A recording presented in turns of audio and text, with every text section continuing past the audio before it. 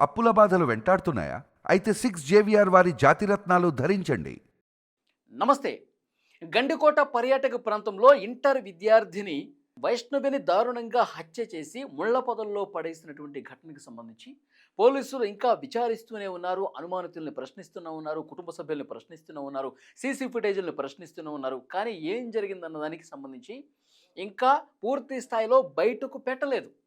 ఇంకా వెల్లడించలేదు. కానీ ఈ కేసుకు సంబంధించి అసలు ఏమైంది? ఎవరు చంపేశారు? అనేది మిలియన్ డాలర్ల క్వెషన్. అక్కడ ఉన్నటువంటి స్థానికులే కాదు, రాష్ట్ర వ్యాప్తంగా ఉన్న ప్రజలు కూడా ఉత్కంఠగా ఎదురు చూస్తా ఉన్నారు. అసలు ఆ అమ్మాయిని ఎవరు చంపారు? ఈ అమ్మాయిని ఆ బాయ్ ఫ్రెండ్ లోకేష్ ఎవడైతే ఉన్నాడో, ఆ లోకేషు గండికోట అక్కడ లోపల పర్యాటక ప్రాంతం లోపలికి వెళ్లారు. అది సీసీ ఫుటేజ్‌లో రికార్డ్ అయింది. 2 గంటల పాటు ఒక లాడ్జ్‌లో ఉన్నారు. 2 గంటల తర్వాత బయటకొచ్చారు. ఆ లాడ్జ్ దగ్గర కోట గుమ్మం దగ్గర, ముఖద్వారం దగ్గర వైష్ణవిని వదిలేసి ఇతను వెళ్ళిపోయాడు. ఇన్ అలాగే ఔట్ ఈ 2 సీసీ కెమెరాలో రికార్డ్ అయ్యాయి. కానీ ఆ అమ్మాయి అసల ఈ 2 గంటల సమయం అక్కడ లోకేష్, వైష్ణవి కలిసి ఏం చేశారు? ఇది ఇంతవరకు బయటకు రాలేదు. ఆ 2 గంటల సమయం వాళ్ళ మధ్య ఎలాంటి సంభాషణ జరిగింది? ఇది ఎక్కడా కూడా బయటకు రానటువంటి పరిస్థితి ఉంది. మరి ఇక్కడ ముఖద్వారం దగ్గర ఈమెను వదిలేసి వెళ్ళినప్పుడు ఈమె రంగనాయక స్వామి టెంపుల్ వరకు నడుచుకుంటూ పోయింది. అది సీసీ ఫుటేజ్‌లో ఉందని చెప్తా ఉన్నారు.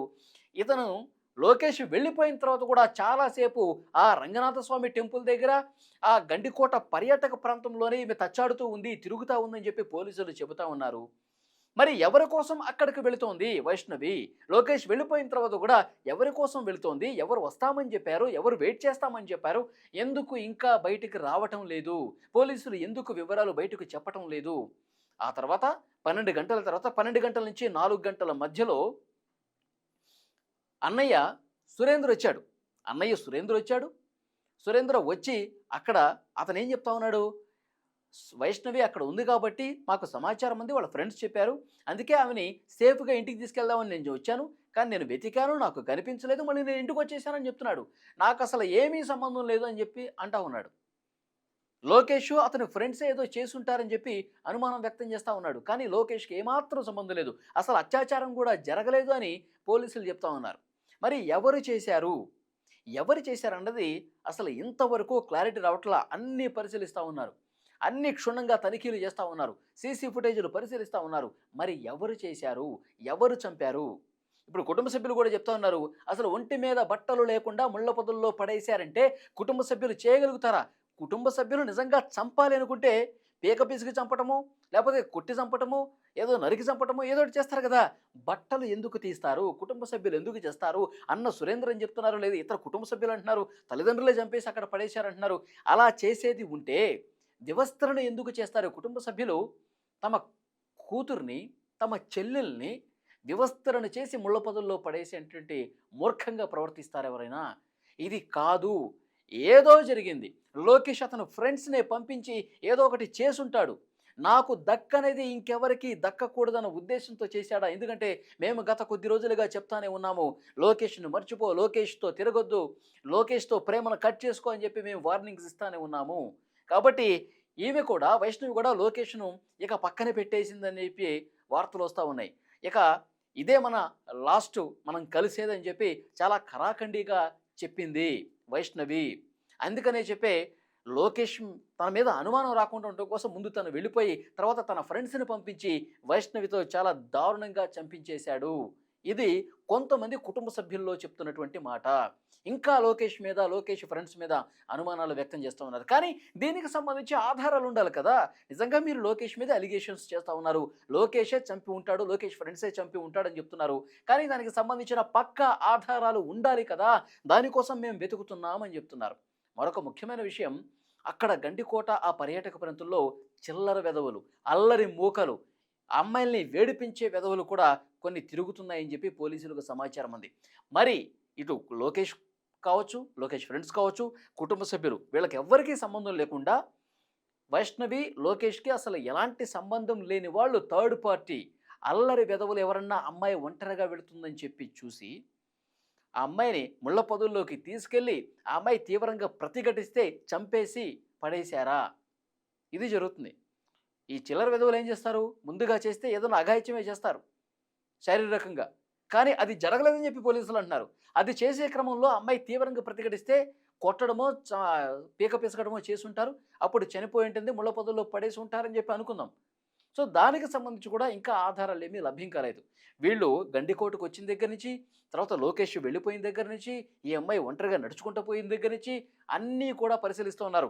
ఆ రోజు పర్టికులర్గా ఉదయం 8 గంటల నుంచి సాయంత్రం 4 గంటల వరకు గండికోట ప్రాంతానికి ఎవరైతే వచ్చారో, ఎవరైతే అక్కడ ఆ టూరిస్ట్ ప్లేస్కి వచ్చారో వాళ్ళందరి మీద, కదలికల మీద నిఘా పెడుతున్నారు.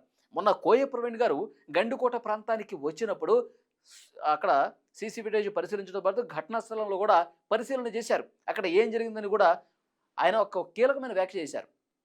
ఏమంటారు ఆయన? కొన్ని ఆధారాలు మాకు దొరికినాయి, నిందితులకు సంబంధించిన ఆధారాలు మాకు కొన్ని దొరికినాయి, అవన్నీ కూడా సాయంత్రం ప్రెస్ మీట్లో ఎస్పీ గారు చెప్తారన్నారు. మరి పోలీసులు ఒక సాయంత్రం పోయింది, రెండో సాయంత్రం పోయింది, మూడో సాయంత్రం పోయింది, ఇన్ని రోజుల ఆధారాలు ఉన్నాయని చెప్తున్నారు.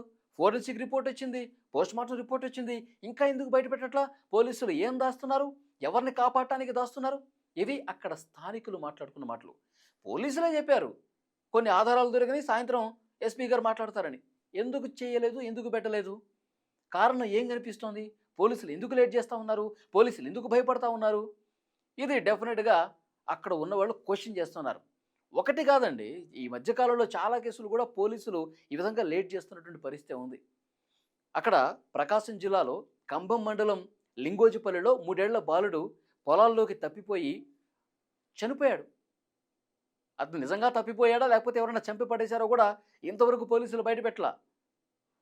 ఎవరన్నా కిడ్నాప్ చేసి చంపేసి పొలాల్లో పడేశారా, లేకపోతే ఆ బాబే అసలు దారి తెలియక అట్లా నడుచుకుంటూ పొలాల్లోకి వెళ్ళిపోయి ఆకలి దప్పికలతో అలమటించి చనిపోయాడా అనేది క్లారిటీ లేదు. ఇంకా ఇన్వెస్టిగేట్ చేస్తున్నారు. రోజుల తరబడి ఇన్వెస్టిగేట్ చేస్తున్నారు. ఏ ఒక్క కేసు కూడా తేలటంలా. సో పోలీసుల మీద చాలా విమర్శలు వస్తూ ఉన్నాయి. స్థానికంగా ప్రజలు కూడా క్వశ్చన్ చేస్తూ ఉన్నారు. అసలు ఏం జరిగిందన్నది కూడా ఇప్పుడు ఇంత టెక్నాలజీ ఉంది, ఇన్ని రకాల పోలీసు బృందాలు పనిచేస్తూ ఉన్నాయి, సీసీ కెమెరాలు చూస్తూ ఉన్నారు, ఏం జరిగిందో అందరినీ ప్రశ్నిస్తూ ఉన్నారు, అనుమానచూలను పిలుస్తూ ఉన్నారు. మరి ఇంత చేస్తున్నప్పటికీ కూడా ఎందుకు ఇన్వెస్టిగేషన్ ఇంకా కొలిక్కి రావట్లేదు? ఎవరు చంపారు, ఎవరు చంపి పడేశారు? ఒక చిన్న పాప కదండి, ఇంటర్మీడియట్ చదువుతున్నటువంటి చిన్న పాప వైష్ణవి, ఆమెని దారుణంగా చంపేసి ముళ్ళ పొదలో పడేశారంటే ఎంత పెద్ద ఇష్యూ అండి ఇది.